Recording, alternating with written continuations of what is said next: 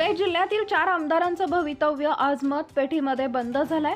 येणाऱ्या 23 तारखेला कोण निवडून येणार याकडे संपूर्ण जिल्ह्याचं लक्ष लागून आहे। आज मोठ्या प्रमाणात मतदान झालं। तसेच धुळे जिल्ह्यातील चौघेही उमेदवार त्यामध्ये डॉक्टर फारुख शाह यांच्या मुस्लिम समाजाच्या वतीनं मोठ्या प्रमाणात मतदान झाले।